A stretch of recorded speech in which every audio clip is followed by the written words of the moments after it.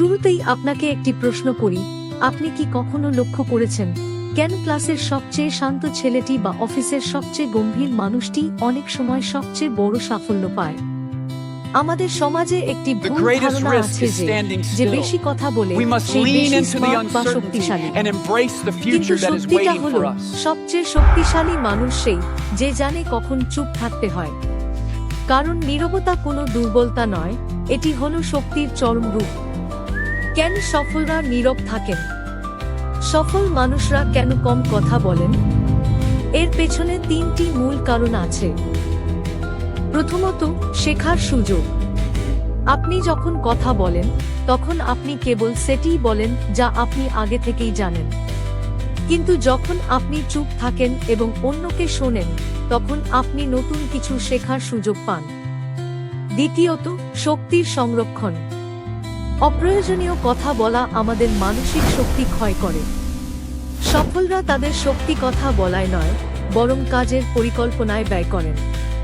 তৃতীয়ত, শব্দের মূল্য। যে মানুষ সব সময় কথা বলে তার শব্দের কোনো দাম থাকে না।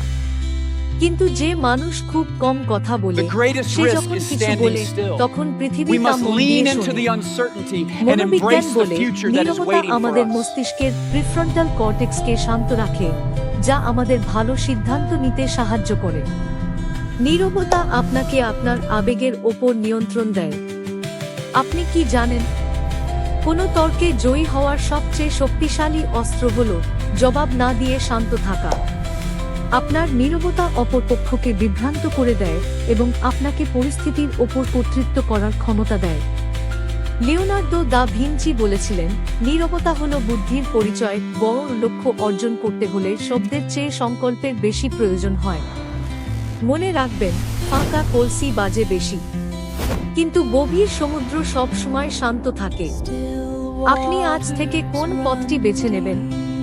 কথা দিয়ে অন্যকে প্রভাবিত করা নাকি কাজ দিয়ে বিশ্বকে জয় করা? নিজের শব্দের মূল্য বুঝতে শিখুন। আজ থেকেই দিনে অন্তত 15 মিনিট সম্পূর্ণ নীরব থাকার অভ্যাস করুন। দেখবেন আপনার চারপাশের পৃথিবীটা বদলে যেতে শুরু করেছে। বোধ এর সাথে নিজেকে জানার এই যাত্রায় আমাদের সাথে থাকুন। ভিডিওটি ভালো লাগলে শেয়ার করুন এবং সাবস্ক্রাইব করে আপনার মতামত জানান। মনে রাখবেন, সচেতনতা